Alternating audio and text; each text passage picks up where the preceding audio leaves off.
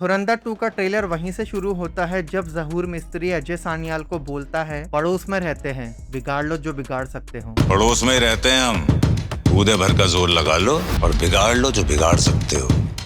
And then पूरा frame लाल हो जाता है और दिखाया जाता है अब तक क्या क्या बिगाड़ चुका है हिंदुस्तान पाकिस्तान का। एंड फिर रहमान डकैत का नाम कटते हुए दिखता है और एक्चुअल ट्रेलर की शुरुआत होती है, जहां रहमान डकैत और उज़ैर बलोच के बैनर को लोग फाड़ते हुए दिखते हैं। एंड ये वही बैनर है जिसके सामने हमें हमजा खड़ा हुआ दिखा था जब वो पहली बार पाकिस्तान आया था। लेकिन यहाँ मजे की बात यह है कि यहीं पे अरशद पप्पू भी खड़ा होता है। फुल पार्टी मोड ऑन दिखता है उसका, क्योंकि जैसा ट्रेलर में सुनने को मिलता है रहमान डकैत की मौत के बाद लेयारी का अगला बादशाह कौन बनेगा, और अरशद पप्पू अभी से अपने आप को लेयारी का बादशाह बनते हुए इमेजिन करने लग गया होगा। इस टॉपिक पे मैं फिर से डीप में नहीं जाऊंगा। रहमान डकैत की जगह कौन कैसे ले सकता है उसके बारे में मैं अपने विचार बता चुका हूँ, तो आगे बढ़ते हैं। जैसे ही लेयारी के अगले बादशाह को लेके बातें होती है तो हमजा का क्लोजअप शॉट देखने को मिलता है। सबसे बड़ा सवाल, रहमान डकैत की मौत के बाद कौन बनेगा लेयारी का बादशाह?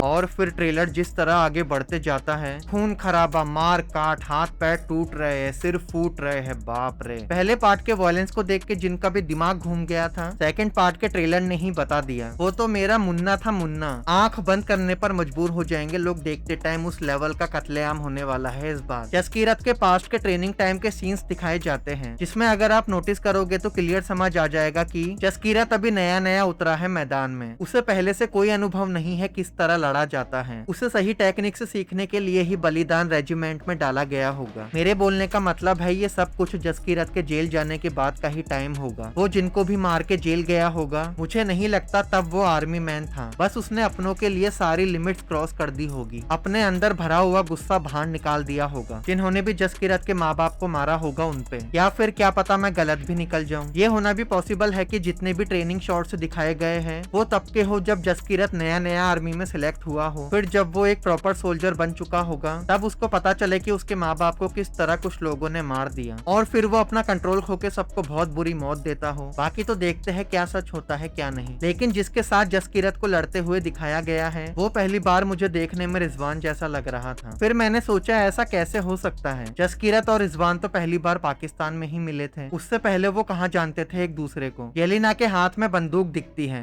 कौन खड़ा होगा येलिना के सामने? मुझे तो लगता है हमजा। येलिना को हमजा का सच तो पता चलेगा ही, कहीं ऐसा तो नहीं होने वाला कि येलिना की मौत हमजा के हाथों ही होगी, क्योंकि यहाँ हमजा का रिएक्शन ऐसा दिख रहा है जैसे उसके हाथों से कुछ ऐसा हो गया हो जो वो करना तो नहीं चाहता था लेकिन अपने मिशन के लिए उसे करना पड़ा। तो कहीं यहाँ येलिना को तो नहीं निपटा दिया हमजा ने? आपको क्या लगता है बताना। इस जगह पे किसी के पैरों में हुक फंसा के उसे घसीटते हुए ले जाया जाता है। अब किसे घसीटा जा रहा है, कौन घसीट रहा है ये तो क्लियर नहीं है, पर जिसको घसीटा जा रहा है वो पहले मुझे हमजा जैसा लग रहा था और जो घसीट रहा है वो इकबाल लग रहा था। पर अभी के लिए पूरी तरह से बोलना मुश्किल है। मे बी उज़ैर भी हो सकता है घसीटने वाला, और जिसको घसीट रहा है वो अरशद पप्पू हो। देखते हैं क्या है क्या नहीं। लेकिन इस ट्रेलर में भी उज़ैर मुश्किल से 2 बार देखने को मिला है, मतलब वो बहुत जल्दी गायब हो जाएगा पाकिस्तान से। अब वो भाग जाएगा या फिर हमजा का सच जानने पर हमजा उसे मार देगा, वो देखते हैं। ट्रेलर से एक बात और पता चली कि हमजा के साथ इस जगह पे चौधरी असलम भी धमाका करने आएगा।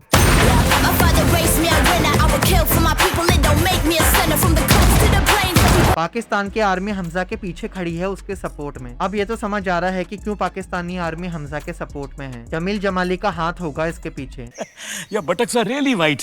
लेकिन ट्रेलर को देखने के बाद इतना आइडिया लग रहा है कि जितना दिखाया गया है उससे ज्यादा छुपाया गया है। कहानी कितने सालों तक आगे जा सकती है इसके बारे में ट्रेलर कुछ नहीं बताता। अभी भी मेन विलन के तौर पे इकबाल को ही दिखाया जा रहा है। बड़े साहब को लेके ट्रेलर कुछ नहीं बताता, जबकि उसके बारे में पहला पार्ट ऑलरेडी बात कर चुका है। तो क्या हम ये मान सकते हैं कि सेकंड पार्ट पर ही धुरंधर का सिलसिला खत्म नहीं होगा? थर्ड पार्ट की उम्मीद भी करनी चाहिए हमें, क्योंकि यार इतना सब कुछ 4 घंटे में भी दिखाने जाएंगे तब भी वो जल्दीबाजी का ही काम लगेगा। तो ऐसा हो सकता है कि धुरंधर पार्ट 3 भी आए। नहीं तो 4 घंटे की फिल्म होने वाली है तो पहले 2 घंटे में उज़ैर इकबाल को निपटाते हुए दिखा दे, एंड देन उसके बाद बड़े साहब पर फोकस करे कहानी। पर सेकंड पार्ट वहीं से शुरू होने वाला है जब रहमान डकैत की मौत हुई थी। हमें कोई बहुत बड़ा टाइम जंप नहीं देखने को मिलेगा जिसमें हमें दिखा दिया जाए कि हमजा या उज़ैर में से कोई रहमान डकैत की जगह ले चुका चुका है, क्योंकि ट्रेलर में सुनते हैं हम कि रहमान डकैत की मौत के बाद लेयारी का अगला बादशाह कौन बनेगा। मतलब अभी टाइम बहुत आगे नहीं बढ़ा होगा रहमान डकैत की मौत के बाद। इस जगह अरशद पप्पू के साथ रिजवान भी दिखता है, जिसका मतलब साफ है कि इस टाइम तक रिजवान अरशद पप्पू की तरफ ही खड़ा है। हमजा के पास वो तब आएगा जब हमजा के पास रहमान डकैत की कुर्सी होगी। वहाँ भी कुछ ऐसा होते हुए दिख सकता है कि जब अरशद पप्पू को उजैर मार देगा तब अरशद पप्पू की पूरी गैंग का सफाया करने का प्लान भी होगा उजैर का। लेकिन हमजा तो जानता है ना कि रिजवान उनका आदमी है, तो वो कोई प्लान बना के रिजवान को किसी तरह बचा लेगा और अपनी गैंग में शामिल कर लेगा। वरना खुद सोच के देखो, दुश्मन की गैंग का आदमी इतनी आसानी से उजैर क्यों आने देगा अपनी गैंग में। बहुत बड़ा गेम प्लान देखने को मिलने वाला है पार्ट 2 में। और हमें ये भी नहीं भूलना चाहिए कि भले ही चौधरी असलम सारी गैंग्स को खत्म कर रहा हो, लेकिन वो खुद बड़े साहब के लिए काम करता आया है, मतलब वो भी करप्ट है।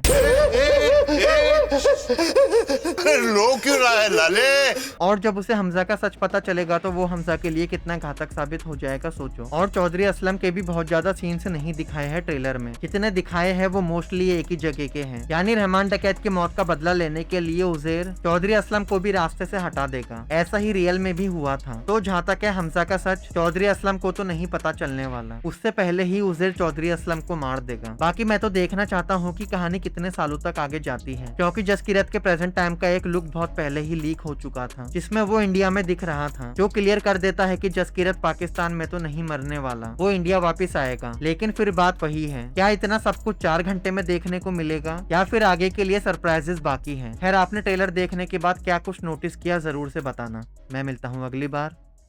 बाय।